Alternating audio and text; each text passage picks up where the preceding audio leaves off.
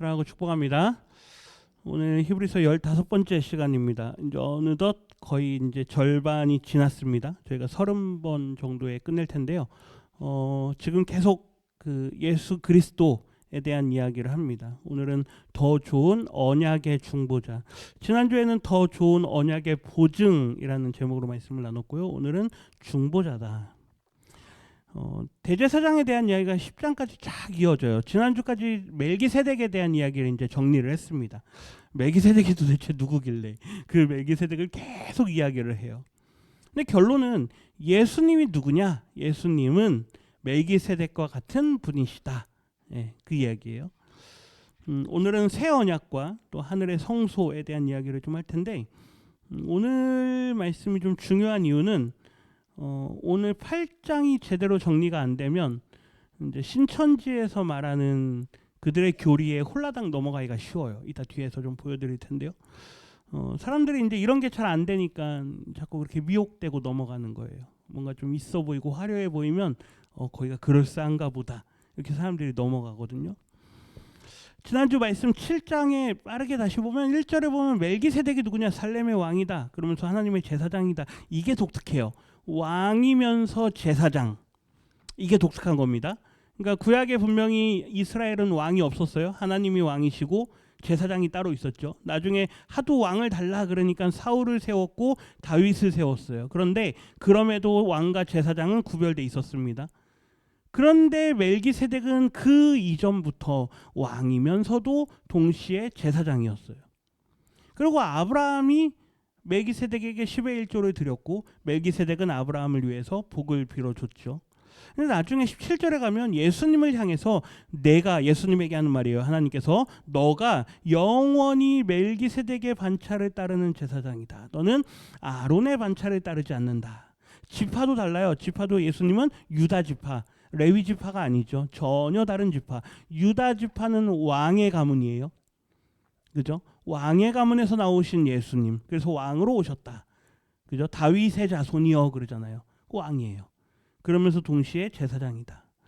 21절에 보면 주께서는 맹세하셨고 하나님께서는 맹세하셨어요. 예수님을 대제사장 삼겠다. 이걸 하나님이 맹세하셨고 예수님은 당신 스스로가 보증이 되신 거예요. 그래서 더 좋은 언약의 보증이 되셨다. 그러니까 예수님의 맹세나 예수님의 보증되심이나 그 어느 것 하나 실수할 수 있는 분들이 아니시잖아요. 그렇기 때문에 우리를 향하신 하나님의 구원은 어떻다? 확실하다. 거기에 더 나아가서 25절 보세요. 예수님은 항상 살아계신 분이에요. 구약의 제사장들은 다 죽어요. 그러니까 자꾸 바뀌어요. 그런데 예수님은 죽지 않는 분이니까 바뀔 이유가 없어요. 한 번 영원한 대제사장이 되신 예수님은 지금도 살아계셔서 우리를 위해서 그 중보의 일을 하고 계신다는 이야기예요. 그렇게 될 수 있는 이유는 그가 단번에 자기를 들여서 그 모든 걸 이루셨기 때문이다. 그래서 지난주에 마지막에 이걸 읽었습니다. 끝에 노란색만 보세요. 구원의 끝까지 책임지시는 더 좋은 언약의 뭐다? 보증이시다. 우리가 어디 은행 가가지고 대출을 받을래도 뭐가 확실해야 됩니까? 담보가 확실해야 되잖아요. 그렇죠? 담보가 확실해야 되잖아요. 예수님이 담보가 되셨다 그 말이에요. 보증 서신 분이라 이거죠.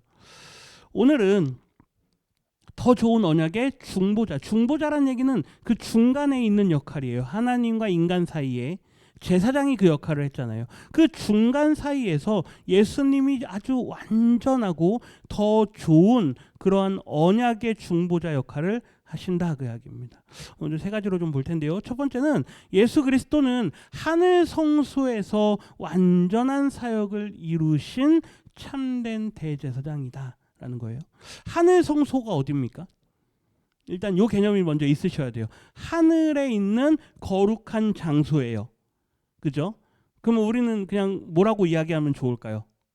천국이라고 할까요? 우리가 이해하기 쉽게. 그렇죠? 하늘 성소. 근데 이 단어가 의미하는 게 있습니다. 우리 머릿속에는 천국 하면 자꾸 뭘 생각하냐면 우리가 죽어서 가는 곳. 혹은 천국 하면 왠지 우리가 누릴 수 있는 최고의 장소. 자꾸 우리는 이렇게 천국을 이해를 해요. 이 천국이라는 단어가 갖고 있는 우리 안에 심어진 이미지가 있어요. 이 히브리서 기자는 천국이라는 단어를 안 씁니다. 그러면서 하늘에 있는 거룩한 장소라 그래요. 하나님의 임재를 상징하는 거예요. 그러니까 우리 머릿속에 천국은요, 저나 우리 성도님들이나 비슷할 것 같아요. 거의 나 중심이에요. 나 중심. 천국 간다 그러면 누가 좋은 거예요? 내가 좋은 거 아니에요? 그렇죠? 예수 믿고 어디 갑시다? 그 말의 속뜻은 우리 예수 믿고 좋은 데 갑시다 그 말이에요. 그 좋은 데라는 걸 결정하는 게 누구예요?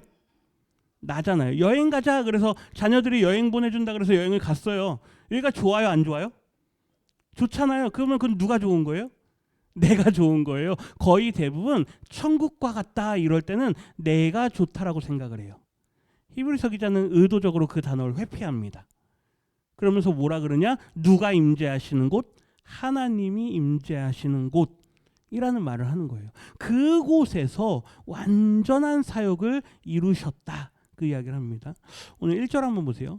지금까지 뭐 말 이야기 많이 했어요. 막 너희가 아직 믿음이 어린아이 같기 때문에 내가 멜기세덱에 대해서 할 말이 많은데 지금은 못하겠다. 막 그러면서도 막 이야기를 해요. 저희가 막 힘들게 왔습니다. 1절 보세요. 지금 우리가 하는 말의 요점은 이게 무슨 말일까요?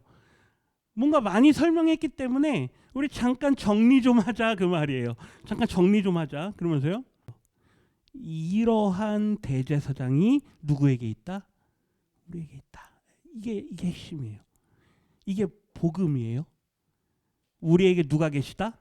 대제사장이 계시다는데 이러한 대제사장이에요. 이러한 대제사장이 누굽니까? 죽지 않으시고 확실하시고 우리를 위해서 지금도 살아서 기도하시고 있는 그 제사장이 지금도 계시다. 왜요? 구약에 있던 제사장들은 다 죽어요. 다 죽었어요. 그 직이 다 끊겼어요. 그러니까 우리에게는 그런 구약의 율법을 따라서 아론의 후손으로 이어져 내려온 그런 대제사장이 아니라 우리에게는 변하지 않으시는 그 대제사장이 있다.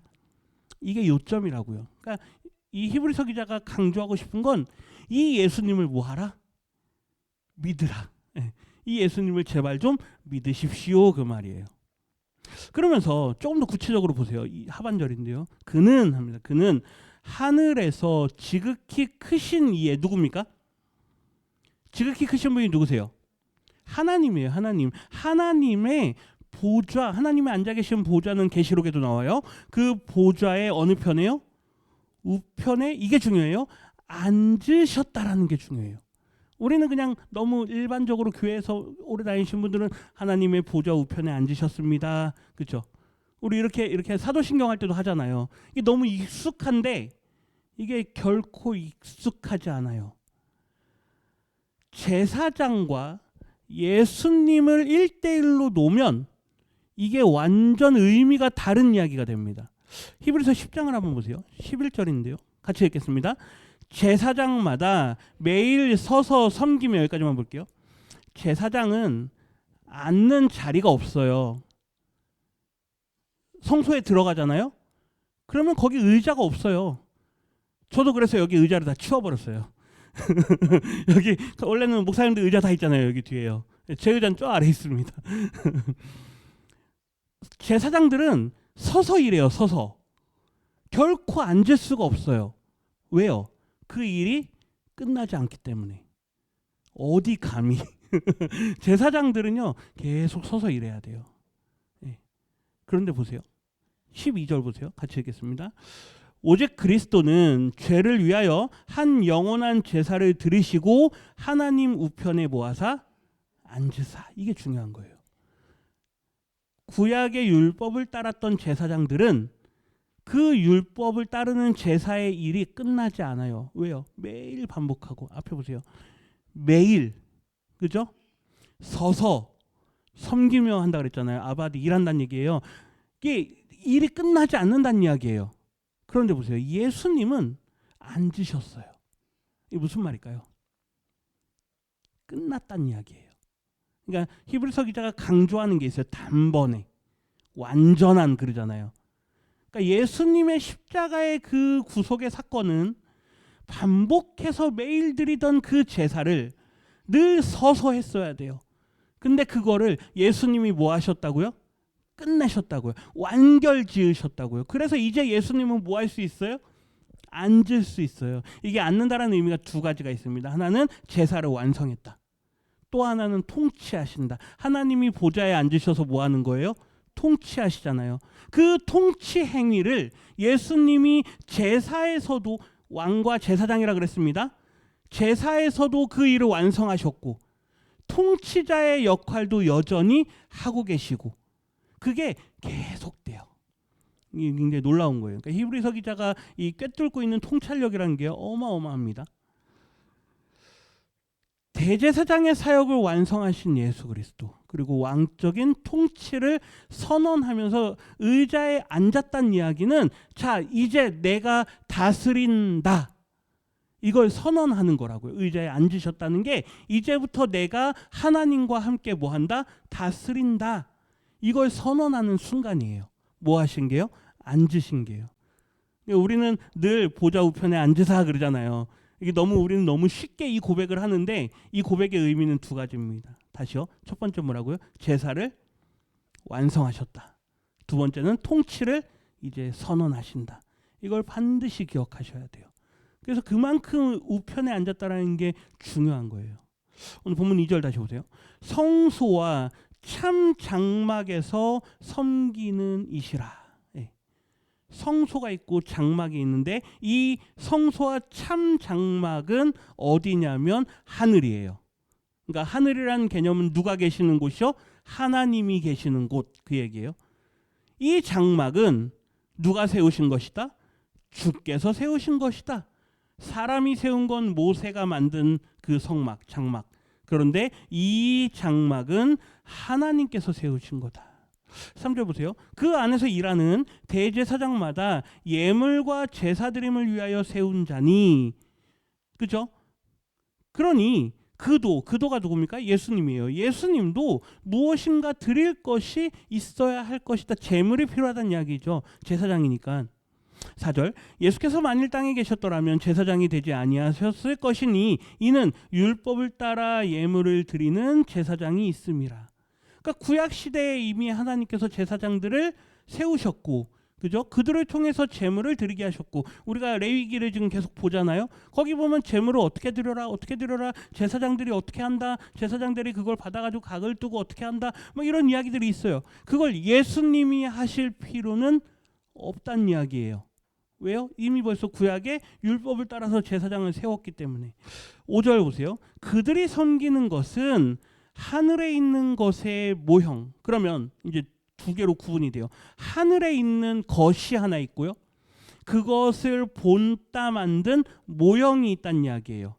삼가 모든 것을 산에서 내게 보이던 본을 따라 지으라. 그러면 이제 우리는 모세의 성막을 뭐 여러 그림이나 이런 걸 경로를 통해서 저희 성도님들이 보셨을 거예요. 그럼 모세가 이제 산에 올라갔다고 하면 상상을 해보세요. 시내 산에 올라갔습니다. 율법을 받으러 시내 산에 올라갔고 하나님이 거기 임재하세요. 모세에게 보여주신 게, 보세요. 삼가 모든 것을 산에서 내게 보이던 본을 따라 지으라 그랬잖아요. 그러니까 하나님께서 모세에게 보여주신 게 뭘까요? 우리가 많이 보았던 그 성막 그림 있잖아요. 텐트 있고 겉에, 그렇죠? 장막 텐트 있고 안에 텐트 있고, 그걸 하나님께서 모세에게 보여주셨을까요? 우리는 자꾸 뭔가 좀 신비해 보이고 뭔가 자꾸 눈에 보이는 그런 걸 보면 자꾸 거기에 마음이 혹하는 현상이 있습니다. 제가 한번 우리 성도님들 한번 혹하게 한번 만들어 드려 볼게요. 보시기에 왼편이 모세가 만든 성막이에요. 많이 봤죠? 텐트. 보시기에 오른편이 하늘에 있는 성막이에요. 좀 신비해 보이십니까? 모세가 이런 걸 봤을까요? 모세가 이런 걸 봤을까요? 시내산에 올라가가지고 보시기에 오른편에 있는 거. 자, 저게 보세요. 봐라, 이게 하늘 성막이다. 내가 있는 곳엔 이렇게 있다. 그리고 구름 위에 둥둥 떠가지고요. 이렇게 건물 같은 게 하나 보이고, 그렇죠? 자, 봤지? 이제 내려가서 너가 본 거랑 비슷하게 만들어라. 그랬을까요? 아니에요. 근데 이렇게 가르쳐요. 누가 이렇게 가르칠까요? 이런 사람들이에요. 이 마크거든요. 이게 어디 마크일까요? 신천지 마크예요. 신천지. 신천지는 이름 자체가 신천지, 새하늘과 새 땅이잖아요. 그 새성 예루살렘에 대한 그 심볼을 자기네 교단의 마크로 써요. 뭐 여기 좀 이렇게 설명이 있는데요. 가운데 보시면 저게 뭐 이렇게 나무 같은 것도 보이고 뭐 이렇게 보이잖아요. 저게 새 예루살렘 성이다 그러면서 자기들 나름대로 막 이렇게 해놨어요. 누가 이걸 계시를 받았느냐? 거기 있는 교주 이만희 씨가 받았다 이거예요. 여기가 14만 4천 명이 차면 이제 여기 다 구원받을 거다. 막 이런 걸 가르치거든요. 그러니까 이런 거에 다 현혹되는 거예요. 이게 중요한데요. 25장 출애굽기 40절 보세요. 40절 끝에 보면 내게 보인 양식대로 할지니라. 여기 이 양식이 이 타브니트가 이게 패턴이에요. 패턴. 그러니까 하나님께서 그에게 보여주신 어떤 형태, 눈에 보이는 이걸 보여주신 게 아니고요. 하나님의 임재의 질서를 보여주신 거예요. 정확하게는 하나님께서 사실은 크기와 그 규격을 직접 말씀하셨어요. 성막을 만들 때 그 성막 안에 뭘 어떻게 넣어라, 뭘 어떻게 만들어라. 예, 그거를 하나님께서 길이와 너비와 높이와 재료와 물질들은 뭘 써야 될지, 옷은 어떻게 입힐지 하나님이 세세하게 하나하나 다 일러주셨어요. 모세가 본 건 그게 아니란 이야기예요. 뭘 봤느냐? 하나님의 임재의 질서를 봤다는 이야기예요. 그러니까 이런 건물을 봤다라고 이해하시면 안 됩니다. 왜 그러냐면 하나님은 그런 건물에 갇혀 계시는 분이 아니세요. 계시록에도 보면 우리가 4장에 보면 이제 천상의 그 예배의 모습을 보여줘요. 사도 요한이 그 모습을 보거든요. 거기도 보면 하나님의 보좌 같은 게 이렇게 있어요. 그리고 하나님이 거기 앉아 계시는 것 같은 이미지들만 보여요. 그거를 내가 기록하려니 당시 사람들이 이해하는 말로 비슷하게 표현을 했을 뿐이지 그가 본 게 그거다가 아니라고요. 그러니까 우리는 자꾸 천국 하면 도로가 뭐라고 생각합니까? 도로가 황금길 그러잖아요. 황금길, 그렇죠? 그러니까 아스팔트가 황금이고 우리는 막 그러잖아요. 누구 개념이에요? 그거는 우리가 이해하기 쉬운 개념이에요. 누가 도대체 처음에 그 말을 썼는지 모르겠는데 그거는 그냥 쉽게 이해하라고 한 거지. 천국에 가면은 도로가 금이래. 이게 아니라고요. 저 한번 따라해 주세요. 하나님의 임재. 이게 중요한 거예요. 하나님께서 충만하게 임재하고 계신다. 그러니까 모세에게 보여주신 성막은 우리는 자꾸 건물에다가 주목하는데 출애굽기에서 성막이 완성된 다음에 누가 임재하십니까? 하나님께서 영광 가운데 구름으로 임재하세요. 아멘이십니까? 그 모습이에요. 하나님의 임재의 모습이지 그만큼 너가 만드는 이 성막은 뭐하다? 거룩하다. 네. 너가 만드는 성막은 뭐하다? 거룩하다. 왜요? 하나님의 임재이기 때문에. 구약의 모형이라면 천상에 있는 원형은 거룩 그 자체예요. 그 모습을 보여주시면서 너가 앞으로 이 땅의 그림자로 만들어야 될 건 거룩의 임재다. 하나님의 임재다. 그걸 보여주셨다라는 거예요. 그러니까 자꾸 성경을 왜곡하고 오해하고 상상력이 풍부한 건 좋은데 자꾸 사람들을 현혹하려고 하는 건 정말 나쁜 행위입니다. 하나님이 원하시는 게 아니에요. 그래서 이단이 악하다는 거예요. 네, 사람들을 자꾸 끌고 가잖아요. 완전한 그 하나님의 임재를 완전한 하나님의 대제사장으로서의 하늘 성소의 그 사역을 완성하신 분이 예수님이시다. 두 번째인데요. 예수로서는 더 좋은 약속 위에 세워진 새 언약을 이루신 중보자이다. 이거예요. 좀 말이 어려운데요. 새 언약을 이루셨다가 중요해요. 새 언약. 6절 같이 한번 읽겠습니다. 그러나 이제 그는 더 아름다운 직분을 얻으셨으니 그는 더 좋은 약속으로 세우신 더 좋은 언약의 중보자시라. 아멘. 구약에는 모형이 있었다 그랬어요. 그런데 이제는 예수님이 오셔서는 이제 모형이 필요가 없어요. 더 아름다운 직분이에요. 아론이 대제사장이 된 것도 그림자입니다. 그거보다 더 아름다운 직분이 뭐예요? 예수님의 대제사장 되심이에요. 그래서 그는 더 좋은 약속으로 세우신 더 좋은 언약의 중보자가 되셨다. 7절 보세요. 저 첫 언약이 무흠하였더라면, 그림자와 같은 그 언약이 무흠하였더라면 둘째 것을 요구할 일이 없으려니와, 우리 8절 같이 읽겠습니다. 그들의 잘못을 지적하여 말씀하시되 주께서 이르시되 볼지어다 날이 이르리니 내가 이스라엘 집과 유다 집과 더불어 새 언약을 맺으리라. 아멘. 이게 새 언약이에요. 여기 명확하게 기록이 되는 게 이스라엘과 유다예요. 네. 유다가 빠지지 않아요. 왜요? 유다의 자손에게서 하나님의 메시아가 나와야 되기 때문에. 그게 이미 벌써 하나님께서 맺으신 새 언약이라고요. 예, 내가 이제 옛 언약은 내가 폐기하고 새 언약을 너희에게 맺겠다. 9절 상반절 보세요. 또 주께서 이르시기를 이 언약은 내가 그들의 열조의 손을 잡고 애굽 땅에서 인도하여 내던 날에 그들과 맺은 언약과 같지 아니하도다. 예. 그 당시에 맺었던, 출애굽 때 맺었던 그 언약과 이제 맺지 않아, 같지 않아요. 왜요? 하반절인데요. 그들은 누굽니까? 애굽에서 나온 백성들이에요. 애굽에서 나온 백성들은 내 언약 안에 머물러 있지 않기 때문에. 문제는 누굽니까? 언약이 문제입니까? 언약이 잘못됐습니까? 율법이 잘못됐습니까? 아니에요. 바울도 율법이 잘못됐다 하진 않아요. 언제나 문제는 누구예요? 우리 사람이에요. 예. 하나님은 동일한 분이세요. 그러면 옛 언약이 잘못됐느냐? 아니라고요.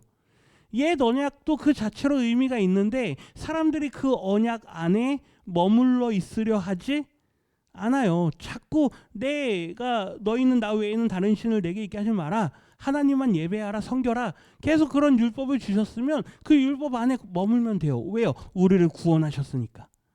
그런데 그렇지 않는다고요. 자꾸 우상 숭배하고 하나님보다 더 사랑하는 거 찾고. 그러니까 하나님께서요. 보세요. 순종이 요구되는, 다시요. 순종이 요구되는 약속은, 보세요. 너희가 내 말을 지키면, 너희가 가서 말씀을 따라 행하면, 그렇죠? 계속 그 말씀 하잖아요. 그러면 너희가 그 땅에서 너희가 오래 살리라. 너희가 내 말을 지켜 행하면 너희의 날이 길리라. 계속 하나님께서 그들에게 순종을 요구하시거든요. 근데 그건 너무 마땅한 거예요. 왜요? 나는 너희를 인도하여 낸 여호와이기 때문에. 하나님께 구원의 은혜를 입었다면 그분에게 감사하여서 순종해야 돼요. 그 은혜 안에 머물러 있어야 돼요. 근데 자꾸 거기를 벗어나는 거예요. 그러니까 하나님께서 인간은 순종으로 맺는 약속은 지킬 수가 없는 존재이구나. 이거를요 명확하게 깨달으시는 거예요. 뭐 하나님 이미 알고 계셨죠. 아담 때 이미 경험했잖아요. 너가 내 말을 지키면 너는 여기서 영원토록 기쁘게 살 거다. 근데 아담이 그걸 따먹잖아요. 그러니까 이미 아담 때 그 순종, 행위 언약이라 그러는데 그 순종의 언약은 이미 깨졌어요. 그런데도 하나님은 계속 그들에게, 하나님은 계속 기대하시는 거예요. 근데 그게 안 돼요. 그래서 새 언약은 우리 사람의 순종이 기초가 되지 않아요. 다시요. 새 언약은 우리 인간, 불순종하는 인간의 순종이 근거가 되지 않습니다. 그래서 사도 바울이요 로마서에 보면 예수님의 순종을 아주 많이 강조해요. 이게 놀라워요. 첫사람 아담이 불순종했거든요. 둘째 아담으로 오신 예수님이요 하나님의 그 모든 말씀에 뭐 하세요? 순종하세요. 그러니까 우리 인간으로서는 할 수 없는, 우리 인간으로서는 지킬 수 없는 그 언약을 하나님께서 지키실 수 있는 유일한 분 누굽니까? 예수 그리스도. 그래서 내 아들, 내가 보낼 메시아, 그를 통해서 이 언약이 이루어지게 하겠다. 그래서 새 언약을 맺으시는 거예요. 이 세 번째인데요. 예수 그리스도는 우리 마음에 새겨진 은혜와 완전한 용서를 이루시는 새 언약의 주인으로 우리 가운데 오신 분이신 줄 믿습니다. 우리가 할 수 없기 때문에. 우리 인간의 순종이 그거를 만족시킬 수가 없어요. 하나님의 원하시는 걸 우리가 채워갈 수가 없어요. 그래서 새 언약의 주로 우리에게 예수 그리스도를 보내주신 줄 믿습니다. 세 가지 변화를 말이에요. 첫 번째 변화는 10절 상반절 보세요. 내 법을, 하나님의 법을 그들의 어디에 두고요? 생각에 두고 그들의 마음에 이것을 기록하리라. 과거에는 어땠습니까? 두 돌판에 기록했어요. 그리고 모세한테 계속 들리라 들리라, 자손들에게 들리라 그랬어요. 그래서 쉐마 이스라엘, 이스라엘아 들으라 들으라 그랬거든요. 근데 그게 안 되는 거예요. 아, 저들에게 돌판으로는 아니구나. 그죠? 우리 몇 주 전인가요? 중요한 건 뭐다? 마음이다. 그런 말씀 나눈 적이 있었거든요. 마음이에요, 마음. 하나님께서요. 아, 마음으로부터 이미 벌써 나를 사랑하지 않고 마음으로부터 벌써 나를 존중하지 않는 저 이스라엘 백성들에게는, 그죠? 눈에 보이는 돌판 이런 게 의미가 있는 게 아니구나. 어디에다 새기겠다? 그들의 생각에 두고 그들의 마음에다 기록하겠다. 예. 누구를 사랑하라? 하나님을 사랑하라. 예. 또 누구를 사랑하라? 이웃을 사랑하라. 이거예요. 이거. 예. 이거를 우리의 마음에 새기라고요. 하반절 보세요. 나는 그들에게 하나님이 되고 그들은 내게 백성이 되리라. 이 문구가 요한계시록에서도 등장해요. 그 말은 하나님은 이걸 포기하지 않으세요. 이스라엘 백성들의 실패를 보면, 야, 안 되겠다. 나는 저들의 하나님이 도저히 될 수가 없겠구나. 그들은 내 백성이 될 수가 없겠구나. 포기할 만도 한데 요한계시록에서도 하나님은 동일하게 말씀하세요. 왜요? 어디에다 새기길 원하기 때문에. 이제는 마음에다 새기길 원하기 때문에. 예. 그러니까 율법을 지켰네 만에, 내가 율법을 잘 지켰네 만에 그게 아니에요. 누구를 사랑하느냐? 하나님을 사랑하느냐? 우리가 주일날 저녁 예배 때 그 속죄제 하면서 제가 그 말씀 드렸어요. 하나님께서요, 제사를 드리는 것 중에 죄의 문제를 다루는 제사가 속죄제거든요. 속죄제에서 중요한 건 반드시 제물이 있어야 돼요. 그래야 그 죄 용서가 됩니다. 그런데 하나님께서 제물을 요구하실 때, 우리 보세요. 피는, 생명은 피에 있기 때문에 반드시 피 흘림이 없이는 죄 사함이 없다 그랬잖아요. 그러니까 피 흘림이 있어야 되거든요. 근데 속죄제 제물 중에요, 어린 뭡니까? 양을 드리고, 그렇죠? 그다음에 그것도 안 되면 집비둘기나 산비둘기를 드리고, 그것도 안 되면 피 흘리지 않고 곡식을 드리라 그래요. 가루를 드리라 그래요. 그러니까 제가 그런 질문을 해보는 거예요. 만약에 정말로 하나님 앞에 죄의 용서를 하고 고백을 드리고 싶은데 사정이 너무 안 좋아요. 형편이 너무 안 좋으면 옆집 가가지고 꼬다가라도 아니면 대출 받아서라도 해야 될까요? 원칙을 이야기하면 하나님의 은혜가 사라져 버려요. 죄 용서는 우리가 이걸 드렸다고 해서 죄 용서가 아니고요. 죄 용서는 하나님의 은혜인 줄 믿습니다. 그러면 양을 드리고 비둘기를 드리고 곡식을 드리는 건 그들의 할 수 있는 최대한의 마음이 들어간다는 이야기예요. 그걸 하나님이 원하시는 거지. 양 오케이 패스 비둘기 오케이 패스, 이게 아니란 이야기예요. 하나님은 그걸 넘어서 그들의 뭘 보신다고요? 마음을 보신다고요. 그러니까 뭐 재물을 드렸냐 안 드렸냐 그걸로 하나님이 나는 너 안 받는다, 이게 아니에요. 아무리 재물을 많이 드렸어도 나중에 보면 난 너네 거 갖고 오지 마라. 나는 번제와 속죄제를 받지 않겠다. 하나님 그러세요. 그러니까 하나님은 처음부터 끝까지 뭘 원하신 겁니까? 우리에게 마음을 원하신 거예요. 두 번째 변화는 11절 끝에 한번 보세요. 작은 자로부터 큰 자까지 다 나를 뭐 할 것이다? 알게 될 것이다. 예. 하나님은 끊임없이 하나님이 알려지기를 원하세요. 네. 모든 사람들에게 하나님이 알려지기를 끊임없이 원하세요. 그런데 문제는 뭐였습니까? 이스라엘의 모습을 보면 하나님의 이름이 계속 가리워지고 하나님의 이름이 계속 욕먹힘을 당하게 돼요. 나중에 성전에 이방 신들이 잔뜩 들어가게 돼요. 이스라엘 백성들이요, 그 하나님의 징계를 받아가지고요, 성전이 막 파괴될 때까지 그들이 막 계속 우상숭배해요. 그 마지막에 결국에는요, 온 나라 열방으로부터 하나님의 이름이 더럽혀지게 돼요. 하나님은 그걸 원하는 게 아니에요. 하나님 당신의 이름이 거룩히 여김을 받으시기를 원하신다고요. 그래서 큰 자로부터 작은 자로부터 큰 자까지 다 나를 알게 될 것이다. 새 언약을 맺으시면서 하나님은 열방이 하나님을 다시 하나님으로 알게 되기를 원하시는 줄 믿습니다. 세 번째 변화인데요. 내가 그들의 불의를 긍휼히 여기고 그들의 죄를 다시 기억하지 아니하리라. 이게 무슨 말입니까? 하나님께서요 용서하신다는 이야기예요. 용서하신다. 누구를 통해서요? 예수 그리스도를 통해서. 그러면 하나님은 구약 시대에는 용서하지 않으셨냐? 이 질문을 반드시 해야 돼요. 하나님은 구약 시대에는 용서하지 않으셨냐? 아니요. 하나님은 제가 주일날도 말씀드렸습니다. 용서하기를 기뻐하시는 하나님이세요. 단 조건이 있어요. 우리가 하나님 앞에 온 마음으로 나올 때, 하나님 앞에 정직한 영으로 나올 때, 그때 하나님은 우리를 용서하시기를 기뻐하세요. 그런데 하나님께서 거부하세요. 이제 너희 나에게 제사 드리지 마라. 내가 성전문을 닫아버리겠다. 무슨 말입니까? 너희가 아무리 나한테 제사를 드려도 나는 너희를 용서하지 않을 거야. 왜요? 완전한 제사가 드려질 때까지. 그때까지는 스톱 이거예요. 그 기간이 몇백 년이잖아요. 우리가 신구약 중간기라고 하는 예수님이 오실 때까지 하나님이 침묵하시는 것 같은 그러한 시간이 있다고요.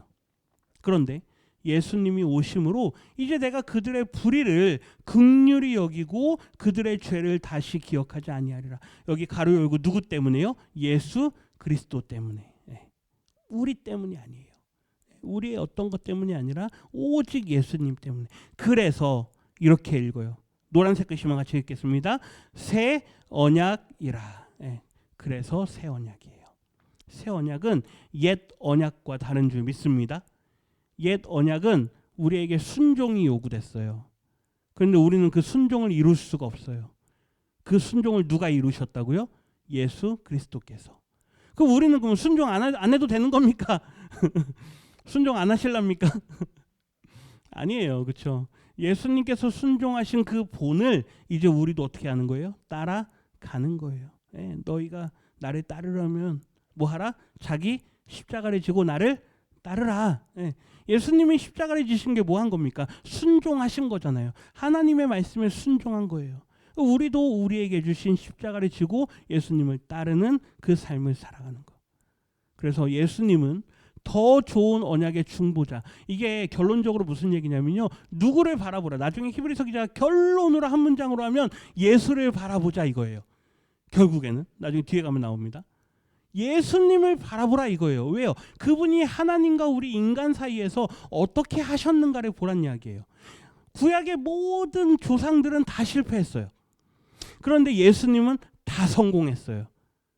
하나님과 우리 사이에서 우리가 어떻게 나아가야 하는가. 누구를 보면 알 수 있다? 예수 그리스도를 보면 알 수 있다. 예수님은 인내하셨고 예수님은 십자가를 지셨고 예수님은 승리하신 줄 믿습니다. 우리도 그 반열에 서야 될 줄 믿습니다. 그 반열에 서야 돼요. 계시록이 그 모습을 보여주잖아요. 어린 양이 앞에 서요. 그러면 뒤에 누가 따릅니까? 14만 4천에. 그렇죠? 승리한 신천지의 14만 4천이 아니에요. 우리 믿음의 성도들입니다. 믿음의 성도들 상징하는 숫자라 그랬어요. 구약의 12지파, 신약에 있는 12사도의 그룹. 그게 14만 4천이에요. 성도들이에요. 우리가 어린 양을 따르는 거예요. 그 모습에 그 자리에 저와 우리 성도님들이 다 서시기를 주님의 이름으로 축원합니다.